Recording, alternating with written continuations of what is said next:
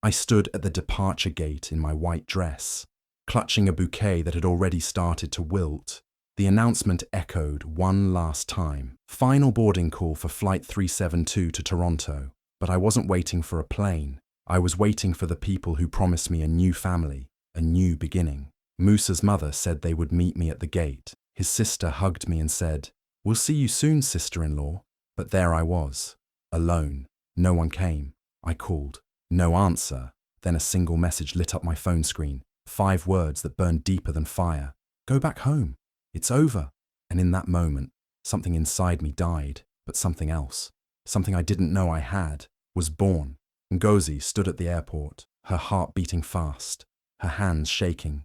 She wore a simple white dress, her wedding dress, because today was supposed to be special. Today, she was meant to start a new life, to travel with her soon-to-be husband's family, and begin a future full of promise. Her small suitcase stood by her feet, and in her hand was a plane ticket, one her in-laws had bought for her.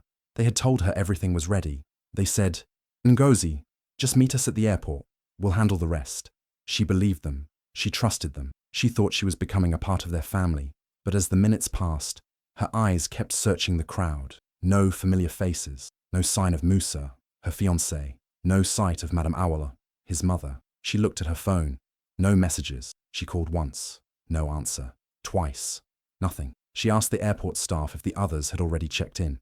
They hadn't. Time moved slowly, painfully. One by one, strangers walked past, hugging loved ones, waving goodbye. But Ngozi just stood there, alone, confused, and slowly breaking inside. Her dress no longer felt beautiful. It felt like a joke. People began to glance at her, wondering why a bride stood alone at the gate, holding a one-way ticket and no company. The boarding announcement came. She looked around again, hoping it was just a delay. Still, no one. Her phone buzzed. Finally, she rushed to open the message, but her heart dropped as she read the words. "This is for the best. Go back home." Her knees weakened. She sat down on the cold airport bench, the world spinning around her. Tears came silently, not loud or dramatic, just steady drops of pain. She felt like forgotten luggage, left behind while everyone else moved forward. They didn't just leave her at the airport. They threw her away like she meant nothing. And in that moment, surrounded by strangers, she realized she had no one. Not Musa, not his family, nothing but a plane ticket and a heart full of hurt. But what she didn't know yet was that being left behind would become the beginning of a new journey, one that wasn't about being someone's bride, but becoming her own hero. Ngozi met Musa during a youth conference in Abuja. It wasn't planned. She wasn't even sure she wanted to attend, but something told her to go. That day changed everything. Musa wasn't like the others. He didn't talk big or try to show off. He was calm, polite, and always listened when she spoke. He made her laugh, and the way he respected her dreams and ideas made her feel safe. With time, their friendship turned into love. He would walk her to the bus stop, send her voice notes late at night, and remind her that she mattered. He saw her heart, not her background. Ngozi wasn't rich. She came from a small town where people worked hard for every little thing they had, but she had big dreams. She wanted to study, work, and maybe one day help other girls like her believe they were enough. Musa loved that about her. He always said, "Ngozi, you're not just beautiful, you're strong." And those words gave her wings. But Musa's family didn't see her like that. The first time she met them, she felt it. The fake smiles, the cold eyes. His mother, Madame Awela, didn't hide her dislike. She said things like, "So, you're the girl from the village?" in a tone that made Ngozi shrink inside. His sisters whispered and laughed behind her back. His uncle even asked if she had a plan to trap Musa just to escape poverty. It hurt deeply, but Musa stood by her. He held her hand and told his family, "She is the woman I love. I'm not changing my mind." They tried to pressure him. His mother said she had other girls in mind, daughters of rich friends, girls who traveled and wore fancy clothes. But Musa shook his head. "I'll marry Ngozi," he said, "or no one else." Ngozi cried that night, not because she was weak, but because she couldn't understand how love could feel so pure between two people and yet be hated by those around them. She never asked Musa to choose her over his family, but he did it willingly. He kept telling her, "You're worth it." And slowly, she started to believe him. She thought love would be enough to win them over in time. She prayed they'd come around. She wanted to be a good daughter-in-law, to prove them wrong, not by money, but by love, kindness, and patience. She didn't know then that some people don't change. Some hearts are too proud to see truth. But at that moment, she believed in Musa, in their love, and in the hope that one day his family would open their arms and see her the way he did. After many months of tension and silence, something strange happened. Madame Awele, who had always shown coldness toward Ngozi, suddenly changed her tone. One afternoon, she called Ngozi and spoke kindly for the first time. "My dear," she said, "I realize now how much Musa loves you. We've decided to support the marriage." Ngozi was surprised. Her heart jumped with hope. Could it be real? Could they have finally accepted her? Madame Awele then said they wanted to fly Ngozi to Canada ahead of the family. "You'll meet the rest of our relatives there," she said with a warm smile. "Musa will join you shortly after. We want to do things properly and give you both a fresh start." The way she spoke, so soft, so sweet, made Ngozi feel seen for the first time. She tried not to cry on the phone. Finally, she was going to be part of the family. They even gave her a suitcase, small but new, and promised to handle all her travel needs.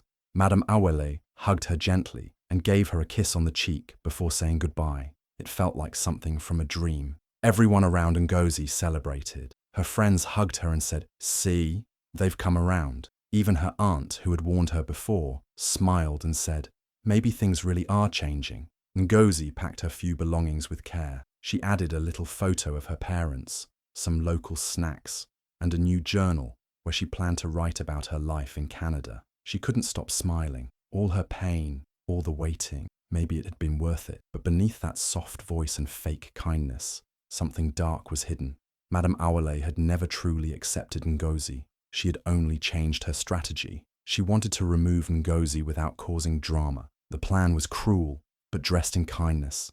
They made it look like a loving gesture, but it was a trick, a clever, painful trick. They gave her a plane ticket, a smile, and hope, but not the truth. As the day of the flight came, no one seemed nervous. Musa was calm. His sisters acted normal. Madame Awele even prayed with her and said, "Travel well, my daughter."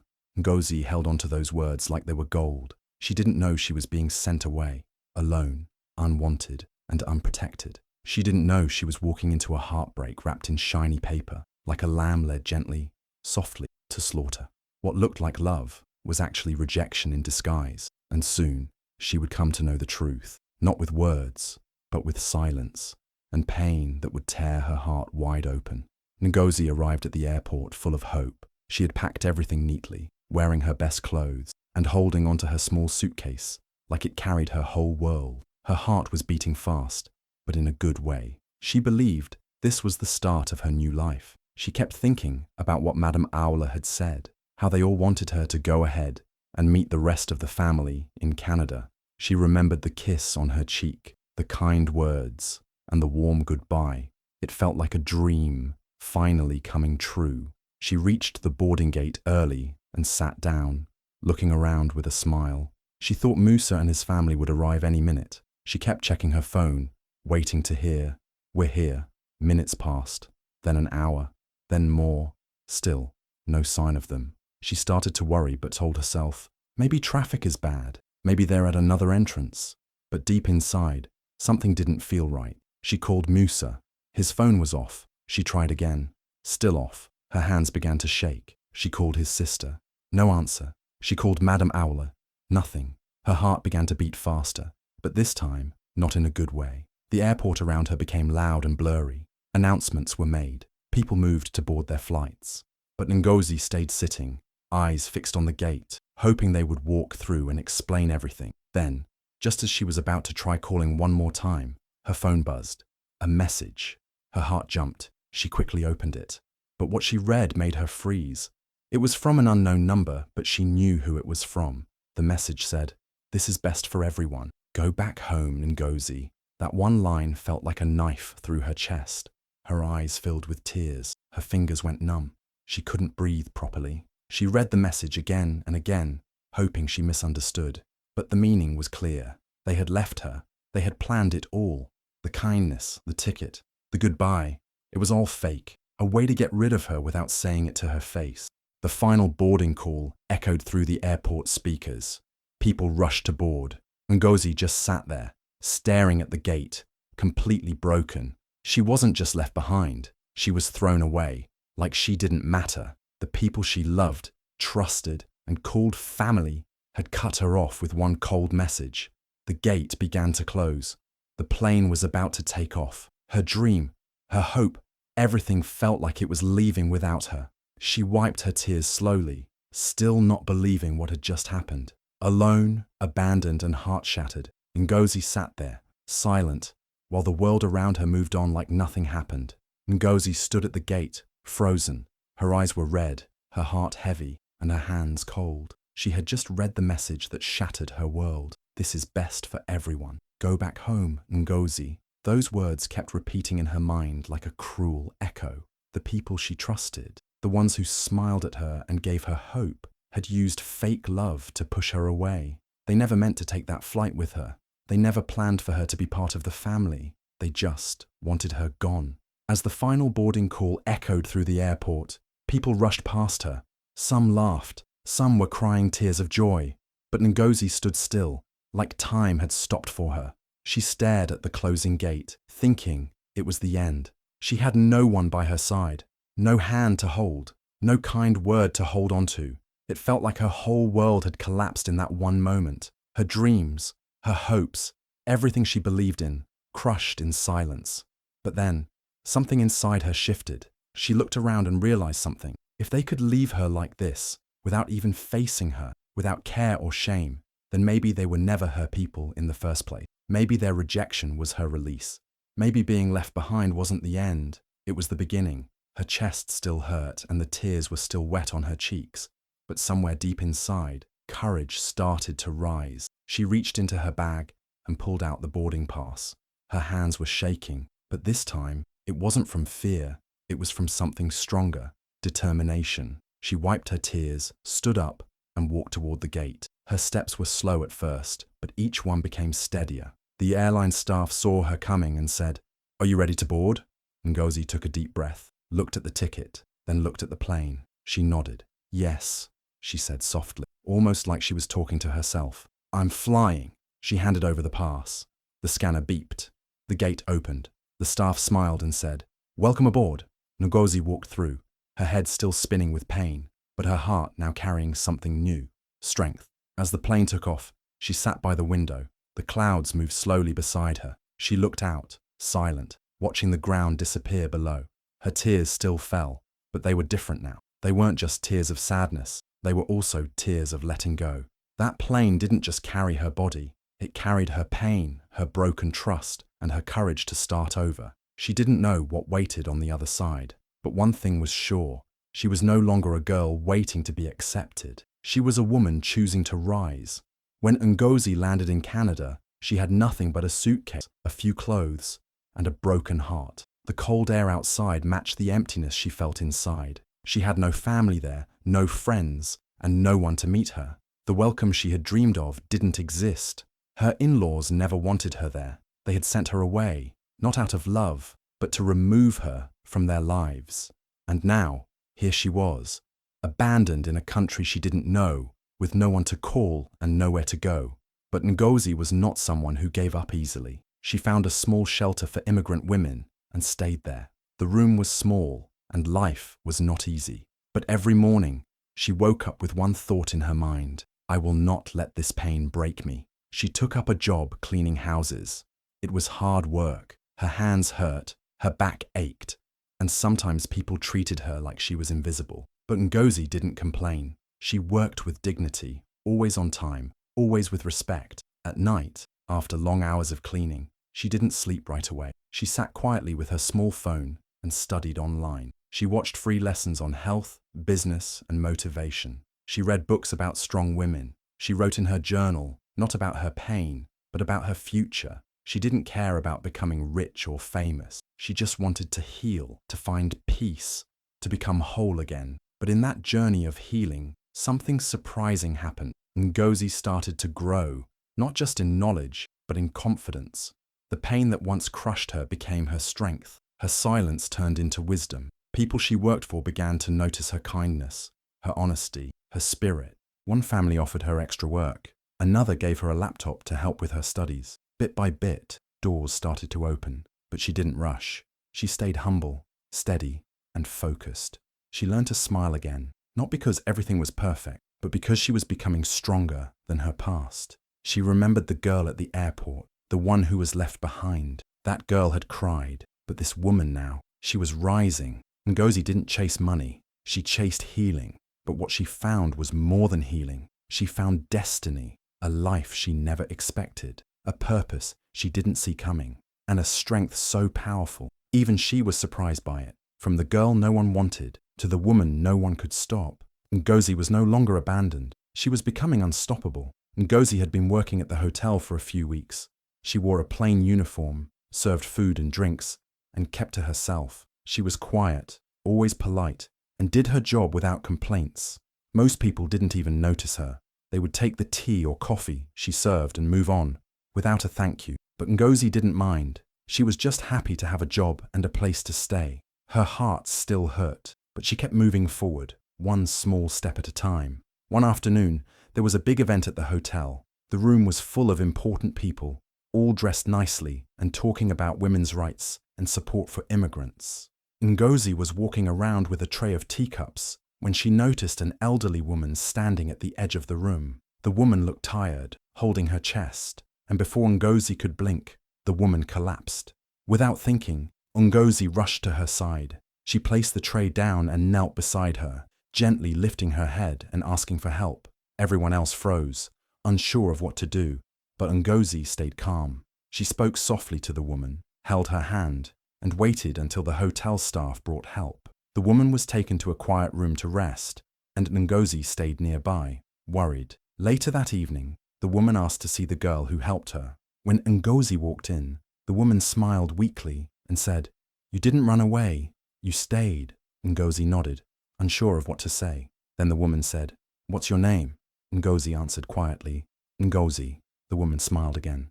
"I'm Dr. Ayanda," she said. "I run a non-profit organization that helps immigrant women like you, women who've been forgotten, hurt, or lost.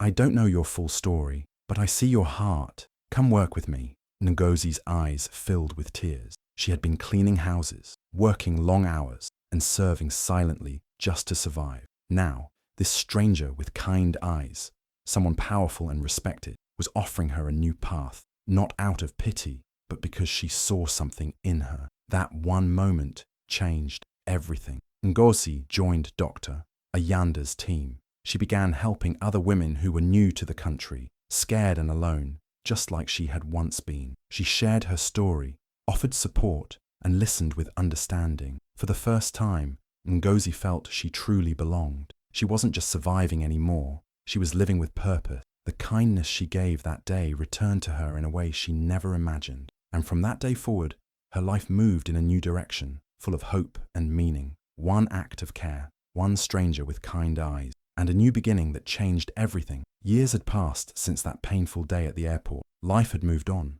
and so had Ngozi. She was no longer the quiet, scared girl they abandoned. With each passing year, she grew stronger. She worked with Dr.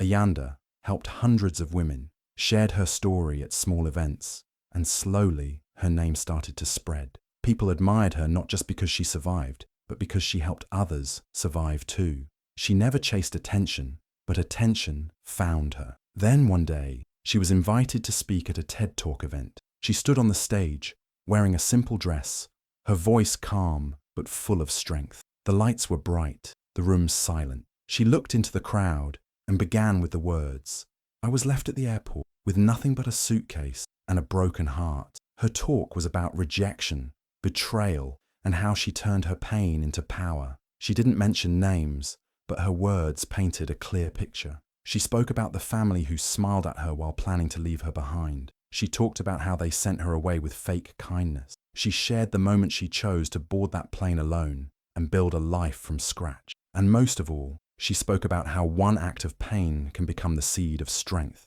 The video went online. It spread fast. People across the world shared it, cried over it, and felt inspired. Within days, it had millions of views. And one quiet evening, far away, Musa's family was sitting in their living room, flipping through channels when the video popped up on TV. At first, they didn't realize who it was, but as she spoke, they sat up. Madame Awale leaned forward. Musa froze. His sisters went quiet. The woman on the screen looked familiar. Then she said her name. "My name is Ngozi." That was the moment everything stopped. They stared at the screen in silence. Her voice filled the room. Her strength filled the air. They saw what she had become. Not a broken girl, but a powerful woman. A voice for many. A symbol of courage. Their mouths hung open. No one said a word. Regret slowly crept in like a shadow. They had thrown her away like she was nothing. But now, she was on every screen, in every heart. They didn't just lose her. They lost the chance to be part of her greatness.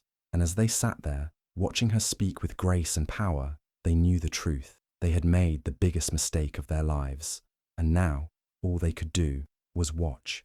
One quiet evening, Ngozi was sitting by her window, sipping tea after a long day at work. The sky outside was calm, and her phone buzzed softly beside her. She picked it up, not expecting anything important. But when she saw the name on the screen, her heart paused for a second. It was Musa. It had been years since she last heard from him, years since he left her standing alone at the airport. So many nights she had cried, asking herself why. So many times she wanted answers. And now, suddenly, he was here, not in person, but in a message. She opened it slowly. His words were short. "Ngozi, I never knew they'd do that.